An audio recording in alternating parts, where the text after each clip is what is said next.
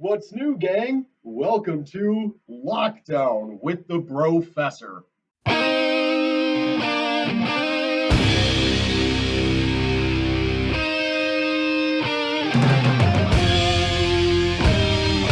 I've just gotten a few emails from various viewers asking where I've been recently. And so I thought, as long as everyone's stuck at home right now, we could kind of take a minute to catch up. This is my apartment, and we got my 2112 poster from my favorite band, Rush. I don't know if you guys have ever heard 2112. It's the story of how in the future the War of 1812, the War of 2112, right? It's even got the 2112 overture.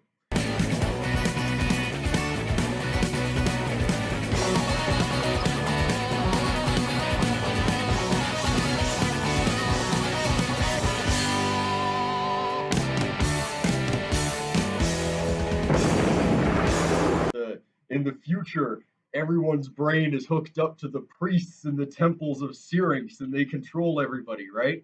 But then one dude finds a guitar in a cave and he starts a rock revolution.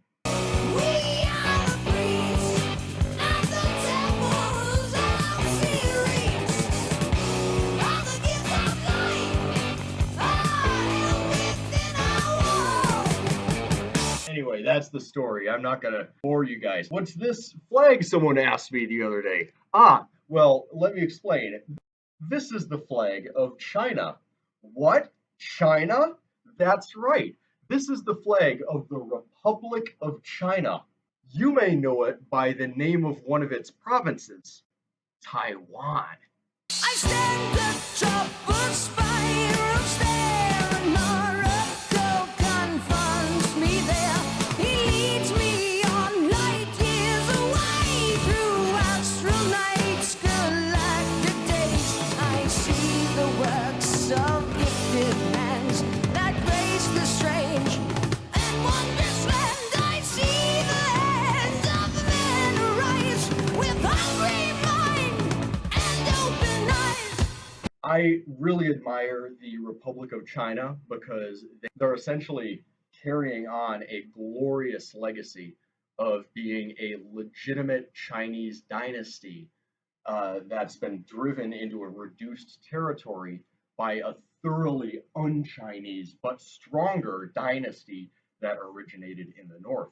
Think about the Southern Song versus the Mongols. All right, and over here we've got my poster of Abraham. Yes, the biblical character Abraham as a rock star. It's a cool poster.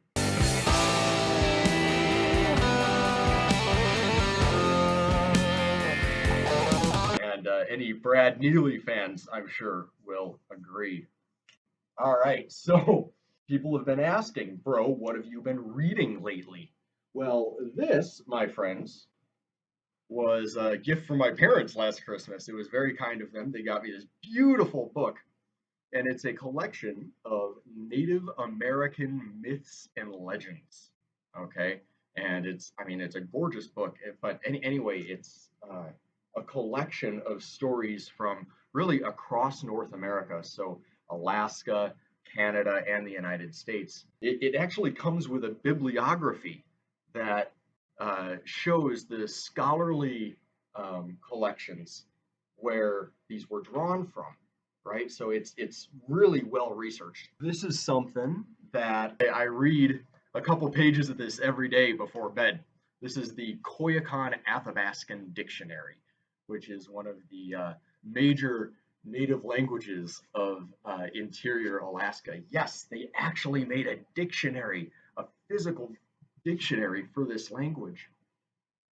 And it's not only comes with examples of each down to the morpheme. Here's one of its entries. This is for the word, and I'm going to butcher the pronunciation, I'm afraid. Yoyekoi. Yoyekoi. That is the aurora borealis, or the northern lights. Listen to this. In the evening, When the northern lights start, people go out and note the direction it is moving. Sometimes it is really low and you can hear it. They ask an old person to look at it. When the northern lights are low, they say it is moving toward the animals, toward the caribou. They tell the kids not to make any noise or to come back inside. Grandpa says that when the caribou touch each other's fur, that makes the sound in the northern lights. Some say they could whistle to bring the northern lights down low. And that's only one entry. This is a pretty special book. Pretty special book. Some people have asked me if I'm at all into anime and manga, or as you might know it, as the kids are saying nowadays, Japanimation. Well, I am. I really like both the cartoons and the comic books of various series, and one of them that I'm pretty into is Rurouni Kenshin, and I've gotten into this over the last couple of years.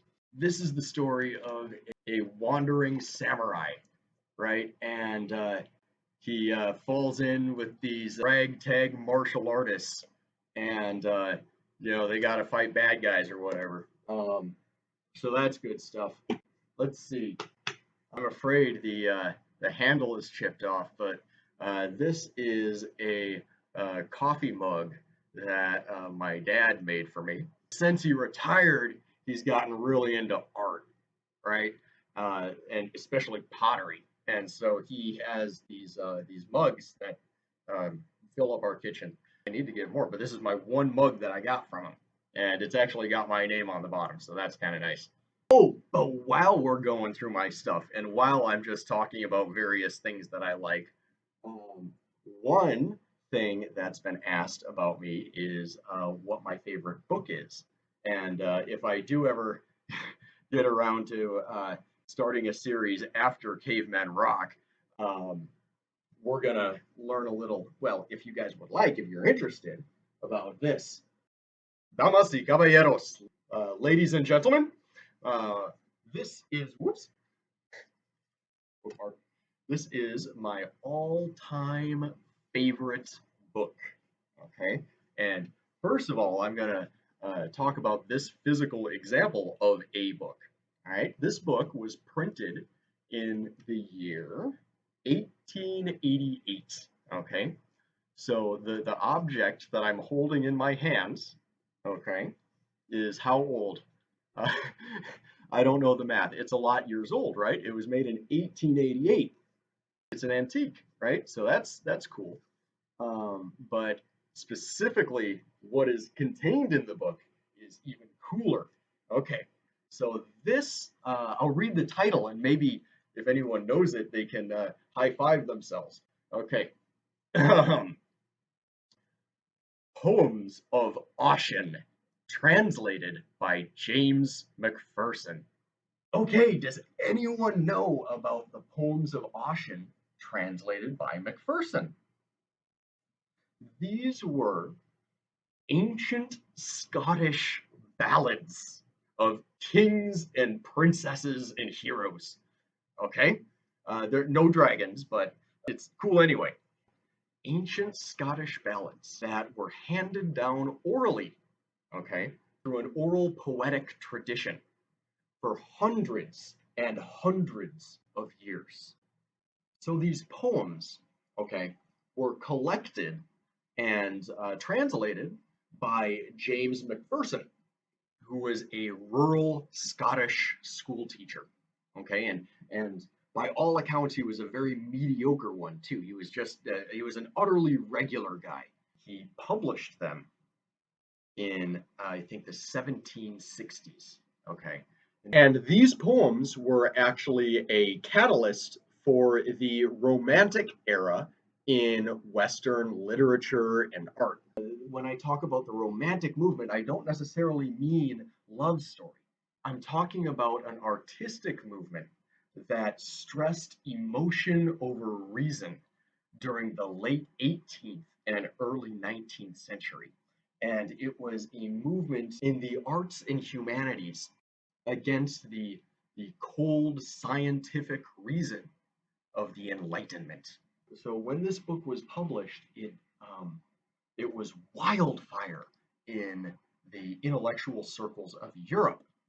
It was a bestseller. It was something that everyone was talking about. Pushkin mentions Ossian, right? Pushkin and Lord Byron talk about Ossian. Remember, Thomas Jefferson was a fan. Napoleon carried one with him to Egypt. So many great men of history have been fans of this book. People have written classical music works about these poems.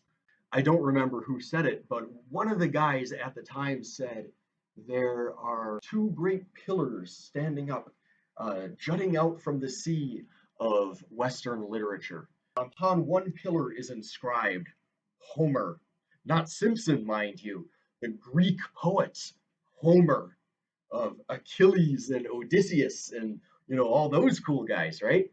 And the other great pillar sticking out of the sea, a big, think a big pillar of rock, right? And upon it is inscribed Ossian, right? So he's saying Homer and Ossian are the two greatest writers in history.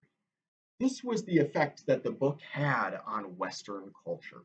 So, bro, what's this Ossian guy or thing or whatever? I can't even spell that. Here's how you spell it. Ossian.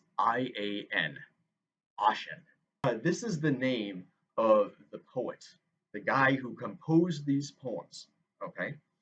You cannot call this guy the writer because he didn't write. He was illiterate. He lived in a prehistoric Iron Age society. At that time, there was no written word in his culture. Ossian, the composer of these poems, lived during the 3rd century of the Christian era. So he lived in the 200s AD. This was a very turbulent time in Roman history and as well as Chinese history. So this was the era of the crisis of the 3rd century in Rome, and it was the era of the Three Kingdoms in China.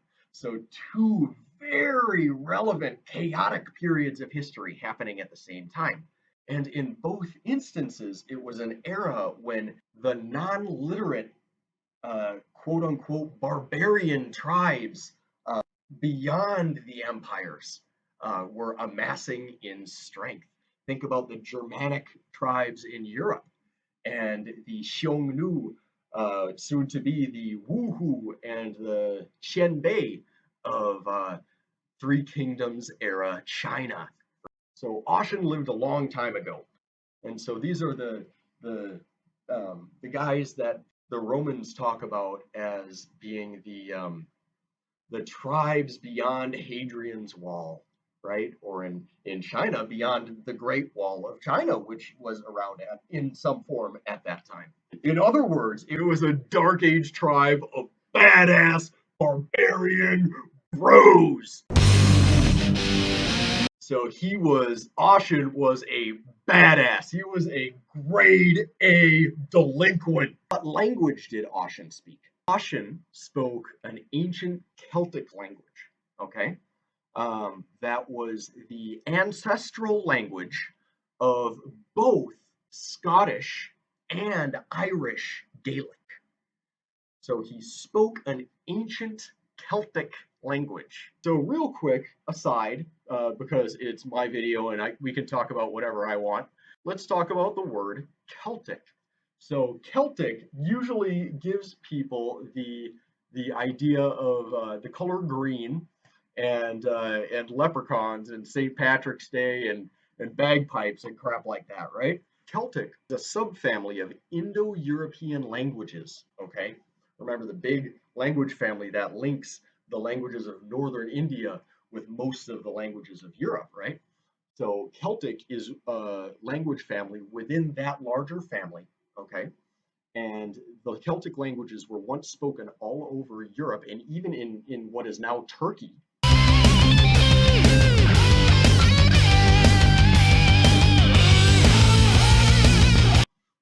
But they were eventually pushed into the northeastern extremity of Europe by the rising Roman and Germanic powers in the Iron Age. So now the only surviving Celtic languages are Gaelic, which has an Irish and Scottish variety. So you could also say just the Irish language and Scots Gaelic. Not to be confused with the Scots language. Not to be confused with Scottish English. Welsh, Manx, spoken of course on the Isle of Man. Cornish, spoken in Cornwall. And Breton, Breton, I don't know, Breton. Yeah, I think that's it. So anyway, these are the Celtic languages, okay? Not to be confused with a famous basketball team known as the, what are they? They're the Boston, right? The Boston Celtics, which was a frequent mispronunciation of the word Celtic that was popular in 20th century American vernacular English. The language family was called the Celtic language family and was frequently mispronounced as Celtic. If the team is in Boston, what is Boston known for? It's known for Irish American culture, right? And I mean, think about what's that badass movie? With the Catholic guys, and then there's the cop that um, conducts the orchestra at the crime scene, and that it's a badass movie, dude. That's in Boston, right? Irish is a Celtic language and culture, right? So I was talking about the poems of Ossian. They were ancient poems from this Celtic culture of Scotland and Ireland, and they were handed down orally from the 3rd century all the way to the 18th century when they finally got written down. But it was later disputed as to the authenticity of the poems. So a lot of people thought they were a forgery. Macpherson furiously denied that the work was a forgery, okay? And in modern scholarship, I think the consensus is that it's pretty clear that Macpherson didn't translate them as much as retell them. He filled in the blanks wherever he could. So the stories wouldn't be woven together without Macpherson's creative genius. The figure of Ossian has existed since at least the Middle Ages. For example, in Ireland, he's given a whole different cycle of stories and referred to as Oisin. And Oisin's stories have been around since the Middle Ages. Ossian is really just the Scottish variant. So are these authentic legends? Yes. Are they translations? No. And Macpherson's stubborn arrogance, his refusal to admit that he had filled in the blanks, was the factor, I think, that led to his work falling into obscurity. But here's the thing. It's a beautiful retelling. It's really, really good. And it should be looked at as a beautiful work in its own right. If someone, honestly, I think if someone said to me, "Oh, it's a forgery," I would say so, because it's that good, man. It's that good. They're absolutely sublime poems. Goethe was another fan. Goethe was actually how I got into Ossian, but that's another story. So Werther, that's another story. That's my second favorite book. In terms of the kind of stories that are in here, because they are stories. They're called poems, but they're written in a prose form. My friend once called Ossian prosatry, and I think that's a really good description. It's poetry in that it's beautifully written language. So that's Ossian, right? And this is His collected poems are my favorite book of all time, and if you guys would like, uh, we can talk a little about Oshin maybe in the future, and we can talk about some of the other things in my room. I could do a whole lecture on the Republic of China, or I could talk more about the music that I like. I can tell you more about manga and anime that I like. We can read more of this beautiful Koyakan dictionary. There's other stuff we can read all over my library. So uh, there's lots of stuff we can do, and let me know what sounds interesting to you guys. Okay, maybe look forward to seeing some more daily life stuff. Thanks for watching Free Talk with the Professor. Let's see. Later, dudes.